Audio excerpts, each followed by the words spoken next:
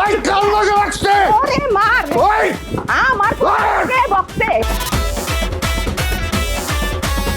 সারাদিন চেঁচামেচি আর হই হুল্লা, কথায় কথায় কাটাকাটি আর স্বর্গ। ও বিয়াইন হ্যাঁ এদিকে আয়। অনেকদিন পরে একটা কথা কইতে মন চাইতেছে। কর না আমার মাই আপনার বাড়িতে যাওয়ার পর আপনার তো কপালটা একদম খুইলা গেছে গা। কেমনে হাই হাই এটা আবার কেমন কথা কইলেন? আমার মাই আর আপনার পোলা মিল্লা এই কারি কারি টাকা কামাইতেছে। আপনার ভাই আপনার তো ডিমান্ড নাই, যত ডিমান্ড আমার ছেলে মনে করেন আমার ছেলে তো জোর করে আপনার মায়ের নিয়ে যায়।